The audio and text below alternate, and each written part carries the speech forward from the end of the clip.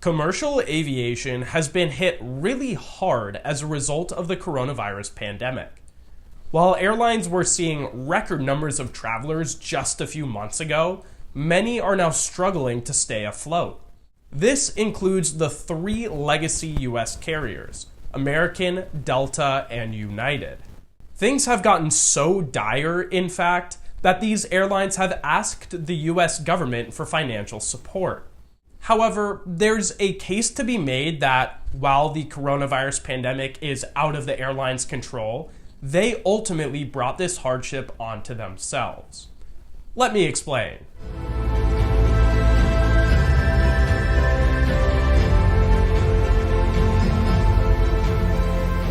Before diving in, we need to spend some time covering three key finance terms: revenue, cost, and profit. Revenue is the amount of money a company brings in from conducting business. For instance, if an airline sells 100 seats on a flight at $50 each, they earn $5,000 in revenue.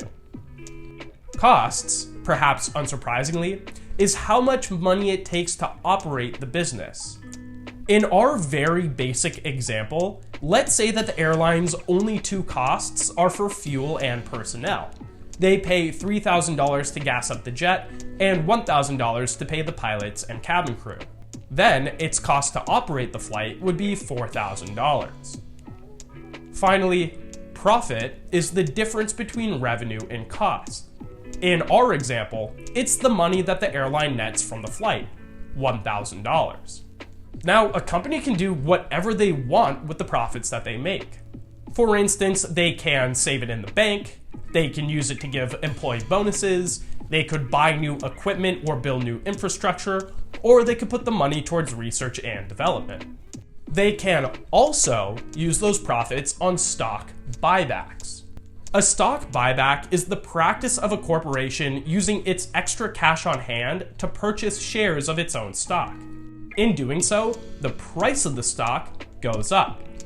Now, some of you might be wondering why purchasing your own stock drives up its price, since doing so adds no inherent value to the business and actually depletes a company's cash reserves.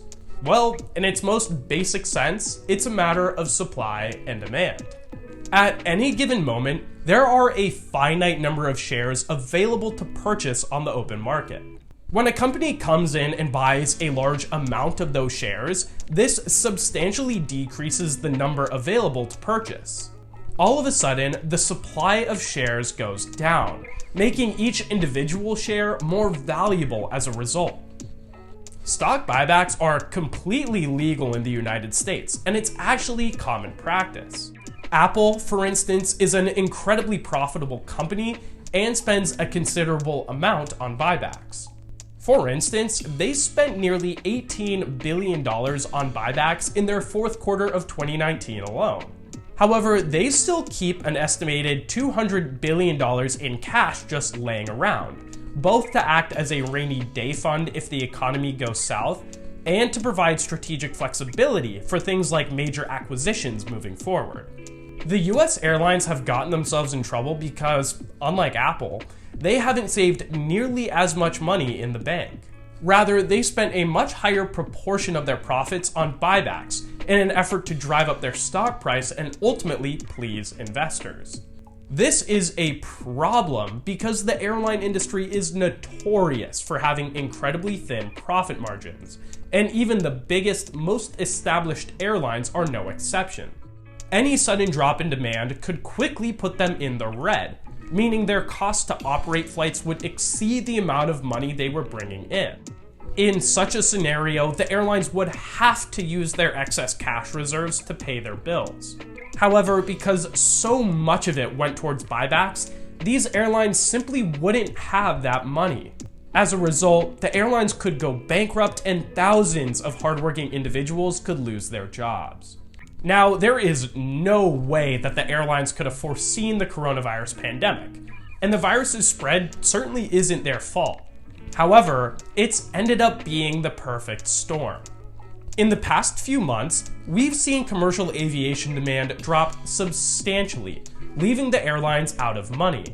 To stay afloat, airlines requested a loan from the US government. There are plenty of people who think that the airlines shouldn't be bailed out by Congress. They make the point that by pumping up their stock price and by being greedy, they put themselves in this position to fail. However, the recent $2 trillion stimulus package that was pushed through Congress does include funds to ensure the airlines survive. The bailout does come with some stipulations, however. For instance, the airlines aren't allowed to use any of the relief money on future buybacks. While this is certainly a step in the right direction, the conversation surrounding buybacks is far from over. In the coming months, we're likely to see a heated debate emerge on whether or not these airlines should ever be allowed to buy back their stocks again. But the outcome of that debate remains uncertain. If you learned something new today, leave a like and subscribe to keep learning. And until I see you again, don't forget to look up.